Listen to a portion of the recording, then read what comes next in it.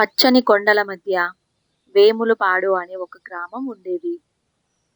ఆ గ్రామంలో ప్రజలంతా కష్టపడి వ్యవసాయం చేసి పంటను పండించేవారు. ఇలా పచ్చని పంటలతో కలకలలాడుతూ ఉంది. ఆ ఊరి చివర ఒక పాడుబడ్డ బంగ్లా ఉంది. ఆ బంగ్లాని ఆ గ్రామస్తులంతా నల్ల బంగ్లా అని పిలుస్తారు. దాదాపుగా 40 ఏండ్ల నుంచి ఆ ఇంట్లో ఎవ్వరూ నివసించలేదు. రాత్రైతే చాలు ఆ ఇంట్లో నుంచి ఏడుపులు, నవ్వులు వినిపిస్తూ ఉంటాయి. అందువలన ఆ బంగ్లాని ఆ గ్రామస్తులు నల్ల బంగ్లా అని పిలుస్తూ ఉన్నారు. ఆ గ్రామానికి పట్నం నుంచి 3 స్నేహితులు వచ్చారు. అర్జున్, రఘు ఇంకా దియా. వీళ్ళు 3 మంచి స్నేహితులు. అయ్యా నమస్కారం. మేము పట్నం నుంచి వచ్చాము. ఈ ఊరి చివర ఒక బంగ్లా ఉందని విన్నాము. దానిపైన పరిశోధన చేయడానికి కొద్ది రోజులు ఇక్కడే ఉండాల్సి వస్తుంది. ఆ బంగ్లా ఎక్కడుందో మీరు నాకు చూపించగలరా అని అర్జున్ ఆ పెద్దాయనని అడుగుతాడు. అప్పుడాయన, ఆ బంగ్లానా? అది చాలా ప్రమాదకరమైన చోటు బాబూ. ఆ బంగ్లాలో దెయ్యాలున్నాయి. రాత్రి అయితే చాలు ఏవో వింత వింత శబ్దాలు వస్తుంటాయి అని చెప్పాడు. ఆ పెద్దాయన అలా చెప్పగానే దియా ఇలా మాట్లాడుతుంది. ఈ కాలంలో దెయ్యాలు భూతాలు ఏమి లేవు. అన్నీ మూఢనమ్మకాలు. ఈ మూఢనమ్మకాలను పట్టించుకోకుండా ఉండడమే మంచిది అని దియా చెప్తుంది. ఇంకా రఘు, దయ్యాలు భూతాలు అంటూ ఏమీ లేవు. ఇదంతా మీ భ్రమ. మేమక్కడే ఉంటాము అని చెప్పి ఆ 3 బంగ్లా వైపు బయలుదేరతారు. వారు 3 బంగ్లా వైపు వెళ్లడంతో ఆ పెద్ద మనిషికి ఏం చెయ్యాలో ఏమీ అర్థం కాలేదు. అరే, వీళ్ళేంటి మనం చెప్తున్నా కూడా వినిపించుకోకుండా బంగ్లా వైపు వెళ్ళారు అని ఆ పెద్దాయన అంటాడు. వాళ్ళని వెళ్ళనివ్వండి పెద్దాయన. మనం చెప్పే మాటలు వాళ్ళు నమ్మలేదు. ఆ బంగ్లా గురించి వారి అనుభవంతో స్వయంగా వారినే తెలుసుకోనివ్వు అని చెప్పాడు. వారి 3 బంగ్లా దగ్గరికి చేరుకునేలోపు రాత్రి 11 గంటలయింది. చుట్టుపక్కల మొత్తం నిర్మానుషంగా ఉంది. ఆ బంగ్లా రాత్రి వేళలో చూడటానికి చాలా భయంకరంగా ఉంది.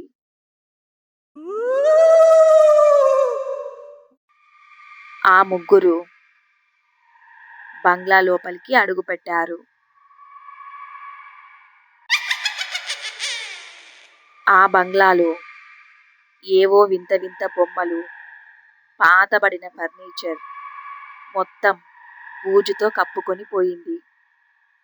అర్జున్, ఇంత గలీజ్గా ఉంది. ఈ టైంలో మనం ఎక్కడ నిద్రపోతాము అని ఆలోచిస్తూ ఉన్నాడు. దానికి దియా, మీరెక్కువ కంగారు పడకండి. నేను ఈ బంగ్లాలో ఏదో ఒక గదిని శుభ్రం చేస్తాను. ఈ రాత్రికి ఎలాగోలా విశ్రాంతి తీసుకుందాము అని చెప్తుంది. వారు 3 ఇలా విశ్రాంతి తీసుకుంటున్నారో లేదో పై గదిలో నుంచి ఏవో వింత వింత శబ్దాలు, ఏడుపులు, నవ్వులు అన్నీ వారికి వినిపిస్తున్నాయి. సమయం 3 కావస్తుంది. కానీ ఒక్కరు కూడా నిద్రపోలేదు. ఆ వింత వింత శబ్దాలతో వారి గుండె చాలా వేగంగా కొట్టుకుంటుంది.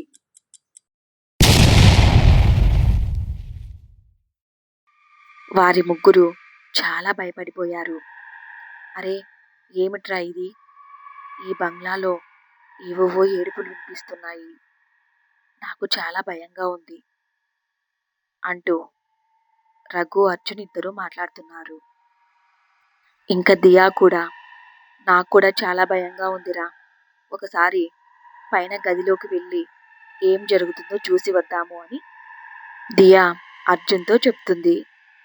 అర్జున్ సరే అని చెప్తాడు. మీరిద్దరూ ఇక్కడే ఉండండి. నేను పైన గదిలో ఏం జరుగుతుందో చూస్తాను అని పైకి వెళ్తాడు.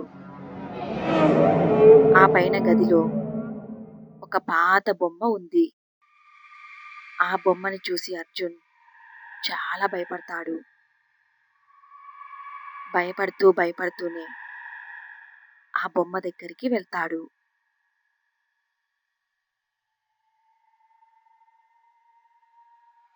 అర్జున్ ధైర్యం చేసి ఆ బొమ్మని తన చేతిలోకి తీసుకుంటాడు.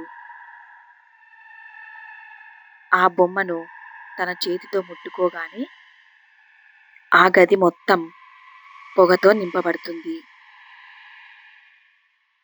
ఆ భయంకరమైన పొగలో నుంచి ఒక ఆత్మ బయటికి వస్తుంది. ఆ ఆత్మ ఎంతో పగతో, కోపంతో అర్జున్ వైపుకి వస్తుంది. ఆ దెయ్యాన్ని అంత దగ్గరగా చూడటంతో అర్జున్ చాలా భయపడతాడు. నీకెంత ధైర్యం ఉంటే నా గదిలోకి వచ్చి నా బొమ్మని ముట్టుకుంటావు అని గట్టిగా అరుస్తుంది.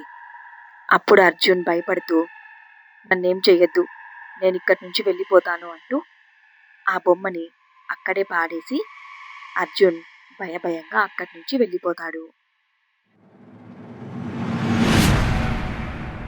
అర్జున్ భయపడుతూ రావడాన్ని గమనించిన దియా, రే ఏమైందిరా, అంత భయపడుతూ వస్తున్నావు, పైన ఏం జరిగింది అంటూ ఎంతో ఆత్రంగా అడుగుతుంది. అప్పుడు అర్జున్, ఈ బంగ్లాలో మనం ఒక్క నిమిషం కూడా ఉండొద్దు. పైన ఒక ఆత్మ ఉంది. అది చూడటానికి చాలా భయంకరంగా ఉంది. నా పై ప్రాణాలు పైనే వెళ్ళిపోయాయి అని చెప్పాడు. ఇంకా రఘు, నాకు కూడా చాలా భయంగా ఉందిరా, వీలైనంత తొందరగా మన ముగ్గురం ఇక్కడి నుంచి వెళ్ళిపోదామని చెప్తాడు. ఇక ముగ్గురు ఆ బంగ్లా నుంచి బయటికి వచ్చారు. ఆ ముగ్గురిని ఆ దయ్యం గమనిస్తూ ఉంది. అర్జున్, రఘు ఇంకా దియా ముగ్గురు కారులో బయలుదేరుతారు. అర్జున్ కారు డ్రైవ్ చేస్తూ ఉండగా కొంత దూరం వెళ్ళాక వెనుక సీట్లో దియా పక్కన దయ్యం కూర్చున్నట్టుగా కనిపిస్తుంది. అర్జున్ చాలా కంగారు పడతాడు. కారుని చాలా వేగంగా తోలాడు. వెనక్కి తిరిగి చూశాడు. కానీ వెనుక సీట్లో దియా మాత్రమే ఉంది. ముందర అద్దంలో మాత్రం దియా పక్కన దయ్యం కూర్చున్నట్టు కనిపిస్తుంది. కారు వేగం దానంతటదే పెరిగింది. అర్జున్ బ్రేకులు వేయడానికి ప్రయత్నిస్తున్నాడు. అయినా సరే కారు కంట్రోల్ కాలేదు. కారు అదుపు తప్పి రోడ్డు వైపున్న ఒక చెట్టుని గుద్దుకుంది.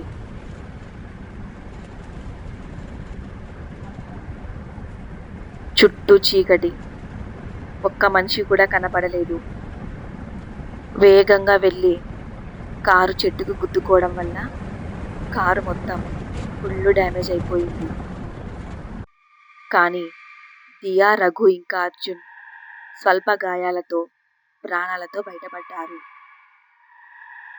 అప్పటికే కొంచెం తెల్లవారుతుంది. విషయం తెలుసుకున్న ఆ ఊరి ప్రజలంతా యాక్సిడెంట్ అయిన దగ్గరికి వచ్చారు. ఒక ముసలాయన, నాయనా ఏం జరిగింది, మీకు దెబ్బలు ఏమైనా ఎక్కువ తగిలాయా అని అడుగుతాడు.